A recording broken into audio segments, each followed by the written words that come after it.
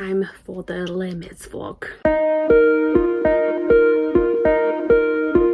Okay, this is Chloe from the future, Chloe from the very end of this vlog, just jumping in to say that I was going to try and keep this a spoiler-free vlog. I mean, it depends on what you class as spoilers, really. I mean, I do go into the story quite a lot, but it is a book that is a few hundred years old now. And, I mean, the musicals existed for coming up to 40 years. So, you know, the story's been out there for a while. But, yeah, like, I think most people know going into Les Mis, a lot of people die, but I will tell you who dies and I will tell you how it happens. So, I can't not talk about it, but just pre-warned. If you don't want to spoil it all, switch off this video now, come back to my wrap up and you'll know what thoughts I actually had on the book, but spoilers are ahead. Hi everyone, my name is Chloe, welcome back to my channel. Thank you for being here today. Today's video is the start of a new weekly reading vlog, and this week I'm going to be reading the book that TBR Mash picked as my punishment for this month. So the fact that I'd not finished all my 7 reads from last month, it was very small, but I couldn't even get to 7 reads, so what TBR Mash decided I needed to do was to read the longest book that I physically own, which is Les Miserables. So this is 1,200 pages long, which is a lot. I do know the story quite well. As you may know if you've watched my channel before, I do like Les Mis. It is my favourite musical. I have seen it 23 times now. So yeah, I know the story fairly well, which is a good thing. I have already started reading it. I am about 250 pages in. This is actually, there's another bookmark there. This is how far I got last time. I was just going to pick up from there, but I decided that no, I should probably actually read it, because otherwise just for my statistics it wouldn't work out properly trying to figure out where I was. So I started from the beginning. I'm listening to the audiobook, which is helpful. And I'm 250 pages in, which is a nice chunk. It's like we're coming up to a quarter of the way through. But I am singing songs in my head as I get to certain bits. Basically, I've been live tweeting where I am in correspondence with the musical, because I was 100 pages in and I was less than half a song into the show. Not great. I'm now 250 pages in and I am up to Jean Valjean professing that he is in fact 24601. And if you know the show, you know that again, that is 20 minutes, 30 minutes in. Fantine's still alive at this part. Sorry if I'm giving spoilers, by the way, but basically everyone dies in this, so it's not a spoiler. There's a couple of characters, and I do mean a couple, that are alive at the end of it. So I won't spoil that, but pretty much everyone dies. Fantine has a very early death scene, which is sets up a lot of the rest of the story, so not a spoiler. But it took a good 150 pages for Valjean to even appear. Valjean is the main character. So Les Mis is set during the 1800s in France, and it's lots of different stories, because it spreads over quite a long period of time. But the main storyline is it follows a character called Jean Valjean, who was sent to prison stealing a loaf of bread to feed his sister's family.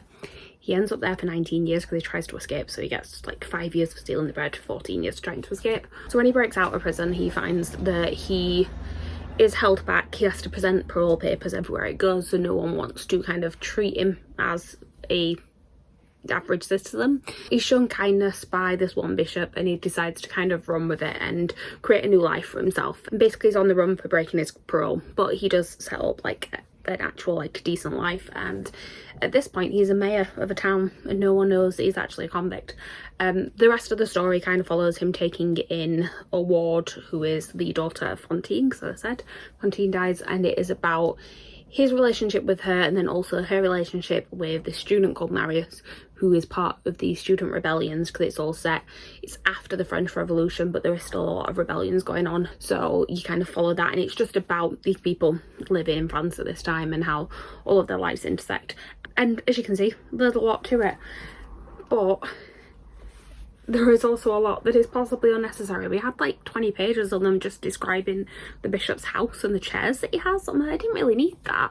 100 pages to set up the bishop as a character who isn't really in it that much. He does one big thing of significance for Jean Valjean, but we didn't need to set him up in his entire lifestyle just to see the relevance of that.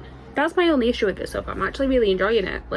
I love the story, obviously, but there's a lot of unnecessary waffle. I will say that since I've got to Jean Valjean coming into it, and going into Fantine's story as well, because you get a lot more of Fantine's backstory in this, it feels less unnecessary, because it's stuff that's not in the musical that I actually like to know, because it just paints a broader picture of the characters who are actually important, but there is a fair amount of stuff that's not important as well.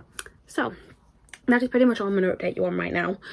I am going to the cinema tonight, so I need to go and get ready, but I will give you more thoughts on this later. I'm hoping to maybe try and get to page 300 by the end of the night, and then see. I am planning on reading this entire thing this week, but luckily I have got a fair amount of time where I can listen to an audiobook, so I might even be able to fit something else in this week. We will see, but I'll keep you guys updated. Camera just shook then because it was the weight of the book going on the table that the tripod is on.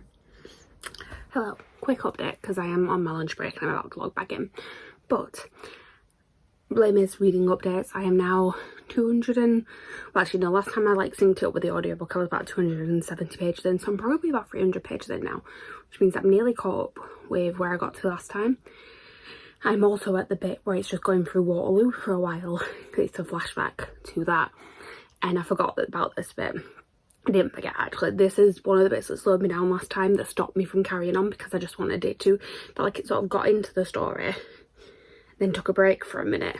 It is because, I think it is partly because it was released in volumes, so it's the start of a new volume, which makes perfect sense why there would be a little bit of a natural sort of restart, but it just feels like you have to get back into everything again. But I know it will do once I get past this section. But other news, completely separate to Les Mis. Look what I just got. This, if you can't see that, is the Nevernight set from Litjoy, and it is beautiful. So we've got this faux leather case. It's got the Covere crest on the side, and then the books themselves. And then the books themselves. So we've got Nevernight, which I really don't know if you can see it in this light, but it's got a bird on the front and it says Never Flinch on the side. Godsgrave, just looks like that on the front, and then it says Never Fear on the side of this one. And then we've got Dark Dawn, which, there we go, it's Mr. Kindly on the front for you, and it says Never Forget. And let me show you Nevernight so I'm not spoiling anything with the pictures, because I know the pictures will get quite spoilery, but they are all illustrated throughout and also annotated as well. There's quite a lot of annotations in here as well. Actually, I wasn't sure how much would be, but even before you actually get to the story, there's quite a few little drawings of Mr. Kindly.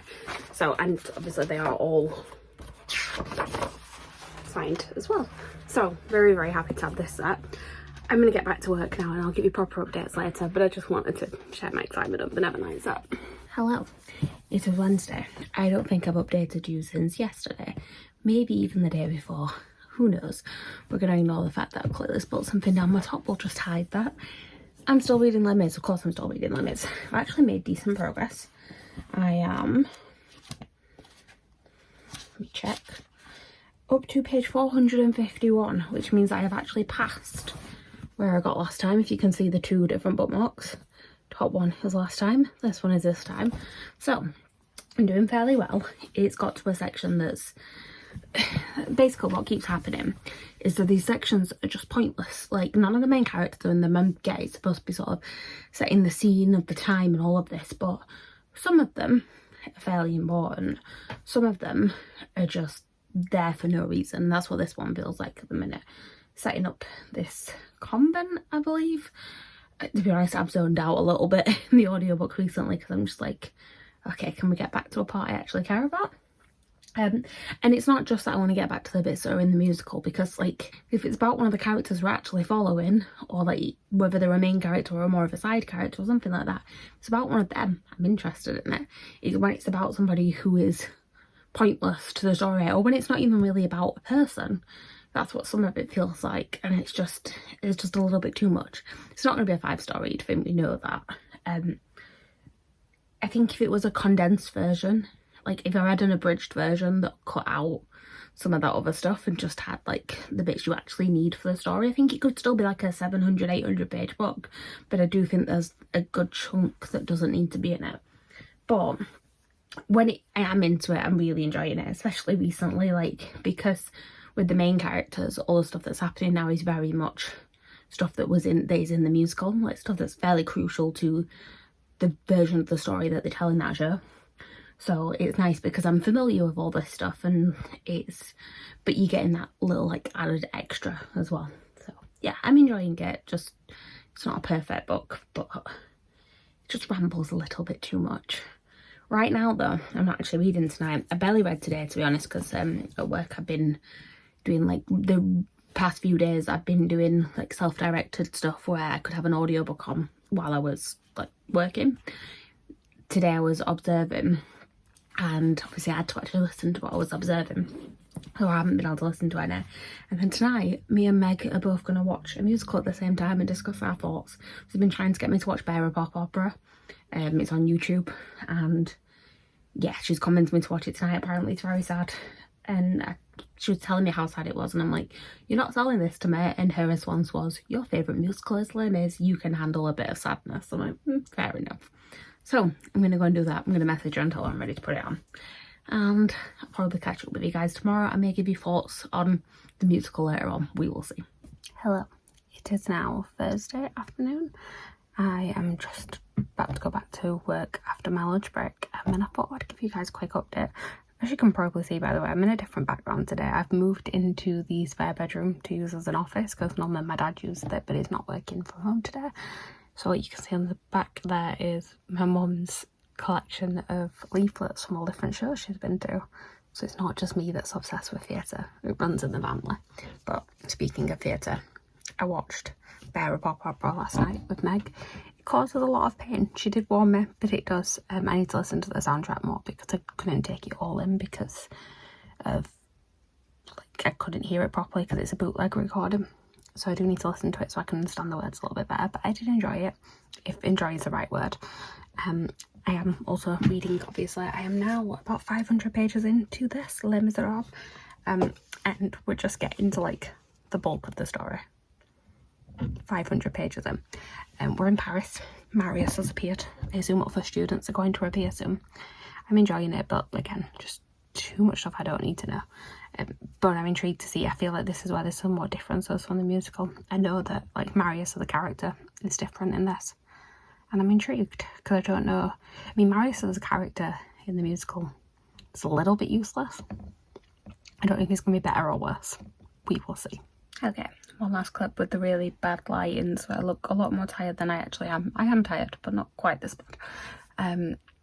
I have been listening to some more of Les Miserables while I've been working, and I'm now like 600 pages in. All the students have arrived, which I'm very happy about because I love the students so much. Like, all of them got like introduced in like one sentence. It like had a list, and it was like Andrea and Courfeyrac and John Prouvaire and Fewley, and who else did we have? Grantaire, obviously, and I've already said Courfeyrac, Combeferre, that's the one I'm forgetting. But they all just kind of got listed in one sentence. I'm like, oh, there they all are.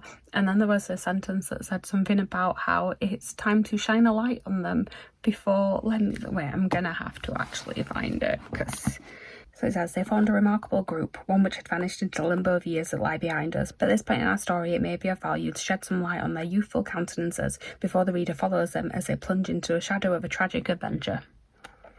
I sent that to Meg and she was like, that's pretty much the entire story. I'm like, yes it is. So yeah, it's fun. I'm just like having fun with all the students now and like forming their rebellion, and I know it's not going to end well for them. Sadness. Speaking of, I've got Bearer Pop Opera soundtrack ready to listen to. Sadness, pain, that's what I'm here for. Okay, so update. Most of the students are great. Love the students as per usual. Marius, I said he's a bit useless in the stage show. In this, he's just a bit creepy. Like, so Cosette has come into it. Well, she's been in it before, but she's come into it as an adult. Well, I say as an adult. Marius saw her first and said that she was childlike. He thought she was like 13, 14. And he was sort of watching her, but said he had no interest in her, which is a bit strange. Then, like 6 months later, he sees her, and she is that perfect mix between childhood and womanhood, whatever the hell that means. And it said, like, that can only be described in 2 words, being 15. And I'm like, don't like this. Another 6 months later, she now apparently looks like a woman. She gives him a look that is very womanly. and he's in love. That's it. I mean, it's a little bit more than just the one bumping into each other in the street that happens in the musical, but it's still creepy. And it's even creepier. It's like a good 30-40 pages later now. He still hasn't spoken to her, but he has been following her around for about another 6 months. He's just like stalking her, and I don't like it. Marius is creepy. We've now just got onto a bit that's sort of described hell and evil, and I'm pretty sure that means that we're going to go back to the Thénardiers in a minute. I did glance at the beginning of the next chapter and it's mentioning all of Thénardier's gang, so I'm like, oh, okay, we're getting into this bit now, which hopefully means Eponine's going to come into it soon. I know Eponine is different in the book, but she's still my favourite. I love her, so hopefully we'll get some of her point of view soon. But yeah, Marius is the creep. Hello, it is Friday evening and I am so close to being finished with Les Mis. I am still enjoying it. Like, I'm enjoying it a lot more today, actually, because this is a bit where there's very little of it that is actually cut out, so a lot of it makes perfect sense to me. I'm like, this is in the show, I know this bit. Actually, interesting fact, the film version, so the film adaptation of the musical, follows the book a little bit more than the stage show does. And there's a couple of like ways that characters are killed off and things like that that mimic the book more than the stage show. So I think the writer of it definitely sort of used both, because obviously the thing is on the stage show as well is that they are limited in like how much change of scenery and things they can do, whereas they can do more of that in the film. So I think that's what it is like the barricade. You see more of like the setup behind the barricade in the film. And that's what we see in this, because you see them sort of like running through a building and hiding in different rooms, like they're on the top floor when the final people get killed off. Speaking of people getting killed off, everyone's died. I've been doing like a Twitter update thread, and I should have actually, I've decided this is going to be a spoiler vlog. I'm going to put a warning at the beginning. So I can talk about who's died. Basically, in quick succession, we have had Eponine. It's actually, it was less upsetting than the musical, I think, because I don't love Eponine as much in this. Like, she's not as fleshed out. She's you feel sorry for her, but I love Eponine in the stage show. She's my favourite character, and I don't get that sort of connection with her in the book. And also, it's a weird thing because the way that she dies is basically saying that she's happy that they're all going to die, but she wanted to die before Marius did. And I'm like, it's a bit strange. Like, literally her last lines is like, I'm so happy we're all gonna die. I'm like, okay. Well, actually, no, her last lines were actually to ask Marius to kiss her on the head when she died, after she's died. And I'm just like, oh. Because in the stage show, she reaches up and tries to kiss him and then she dies. And yeah, A Little Fall of Rain is still more upsetting in the book. Gavroche, on the other hand, is very, very similar. And he's even singing. He's obviously not singing the song that I know, but he's singing something. And the narrator for the audiobook keeps singing whenever Gavroche is, because he sings quite a few times throughout it. And I mean, sometimes he sings a lot more than what's translated in the book that I'm reading physically, and sometimes it just goes on way too long. But for this bit, I was just like, I could hear him singing. He's singing in French as well, so obviously I don't know what he's saying. So in my head, I'm just like, little people, no, little people fighting. I'm like, no, can't do it. So yeah, Gavroche was very upsetting. And then all the barricade boys died. And in the way that, like, they all get introduced in one sentence, in, like, when they came in earlier, the death is very similar as well. It's like, Combeferre died, and John Prouvaire had his own death scene. But then everyone else, it's like Combeferre and Courfeyrac, and all these people died, apart from Grantaire and Enjolras. And this is one of the bits where I said the film is more similar to the book, because the way that those two go, from what I remember of the film, because it's been a while since I watched it, but from what I remember, it's more similar. And Enjolras, I still love him so much. But right now, I've still got like about 160 pages left, I think it is. I've got about 3 hours of the audiobook. And like, so basically my issues with it is that these unnecessary chapters, which are kind of setting the story, but they're not, it feels like Victor Hugo's just gone on a little bit of a like wander off in something that he's interested in, and it's not necessarily the most relevant to the story. I mean, some of it is, some of it when it's talking about history of revolutions and things like that is, but like at the minute they set it up into books, how it's it's set up into books. It's like volumes and then it's books inside it.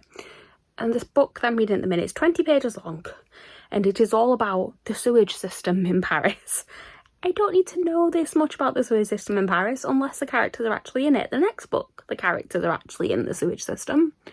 So why can't we just like find out a little, like do one chapter explaining it? I don't need a full 20-page book. Just get to Valjean carrying Marius through the sewers. That's all I want to read about. So when it's good, it's very good. When it's not, it's a little bit tedious. But I have 3 hours left of the audiobook. I don't know if I'm going to finish it tonight, but I will definitely finish it tomorrow. And I will give you updated thoughts when I get more towards the end, I suppose. I was travelling today for work. I was in Manchester for work, so I got to listen to it quite a lot on the train on the way there. And everyone was dying on the train home. And I was just like, calm. But yeah, that's my thoughts for now. I think that's all I've got to update you on. Oh no, I have actually remembered one other thing I've got to update you on. So, difference, but kind of not difference from the musical. It's something that it's kind of hinted at. It's more hinted at, in the film, I believe. But Gavroche gets a little bit more of a backstory as well. We've explored more of his backstory in general. But basically, in the book, well, let's start with the stage show. In the stage show, you kind of see Eponine as an only child.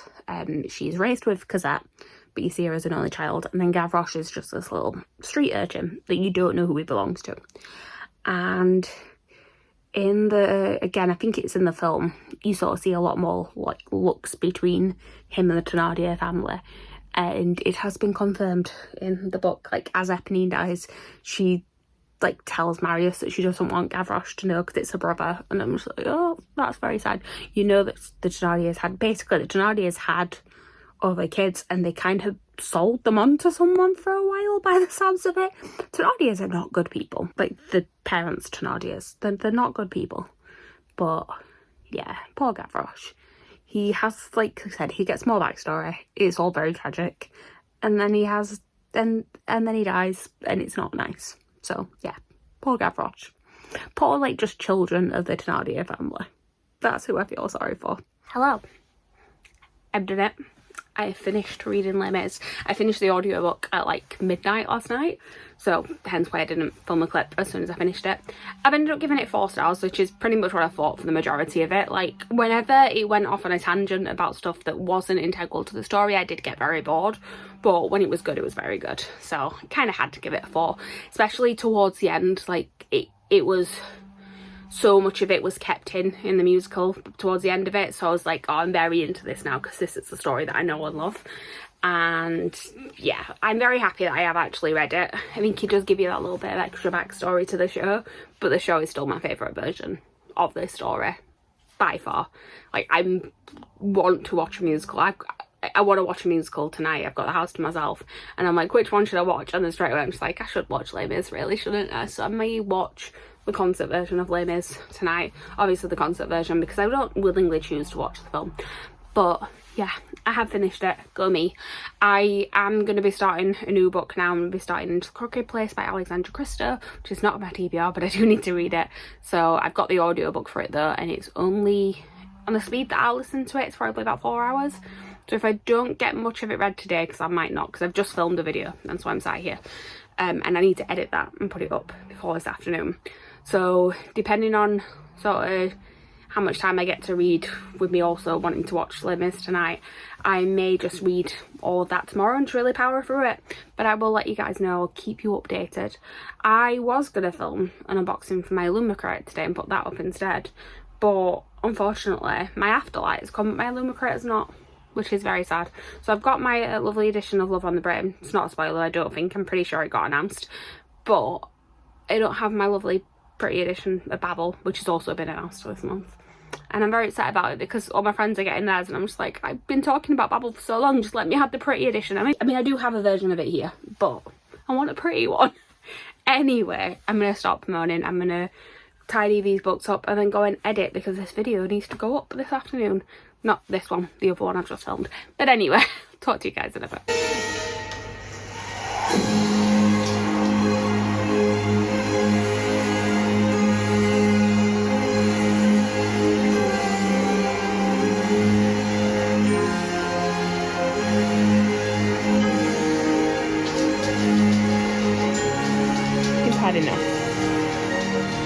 I dreamed the time gone by, when hope was high and life worth living. Oh, so we're going to ignore Harry snoring in the background as per usual, but I am watching the Les Mis stage concert version, which was basically they put this production on when the theatre that Les Mis is normally at, which was then known as Queen's, is now known as Sondheim, was being refurbed. They put on a production next door at the Gielgud, so they didn't have to close, basically. And it was a staged concert, which, for all intents and purposes, is the actual show. It's very, very much acted out, but it doesn't have the full set, so it doesn't have every single bit of scenery and choreography and all that sort of stuff. But the entire show is there. I'm watching that. It's got a great cast. I love this version of it, which is why I've chosen to watch this particular one tonight. And Harry is getting louder. Anyway, I've just got to my favourite piece of music in the show.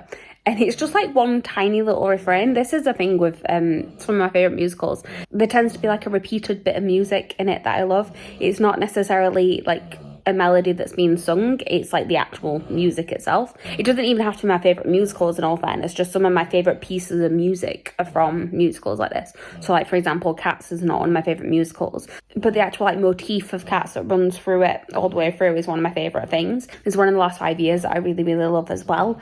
There's plenty of them, but like, yeah, those two, and then this one that I'm going to show you in a minute, are the ones that stand out to me the most.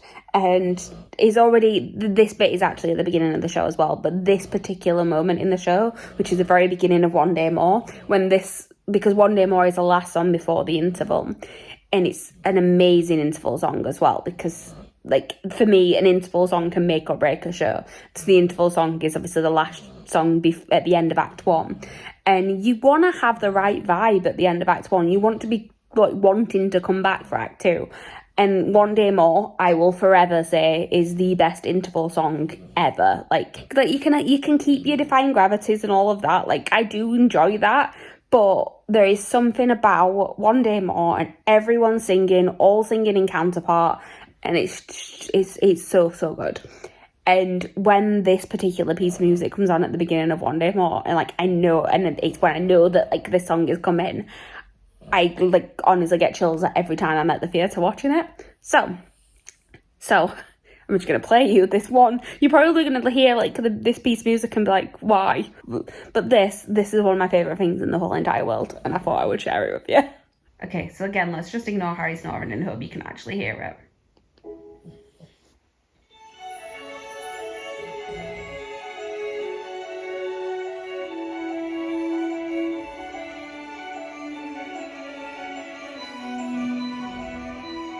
One day more. I can't explain it. I just love it so much.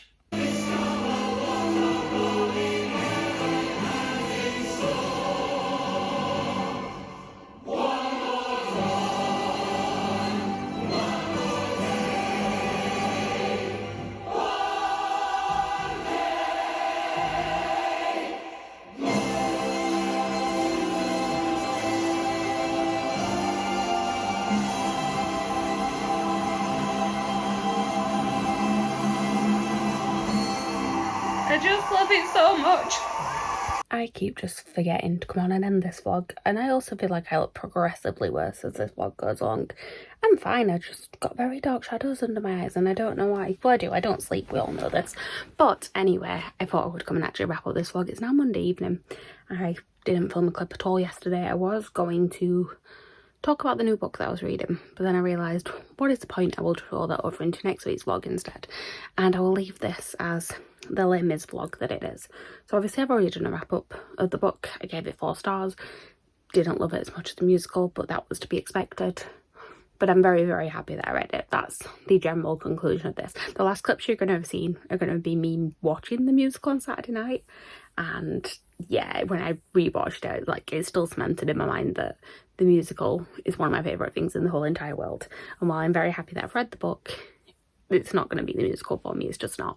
I did then just get like bitten by the like epic sung through musicals with a revolving stage, even though we won't talk about the fact that Les Mis doesn't have a revolving stage anymore.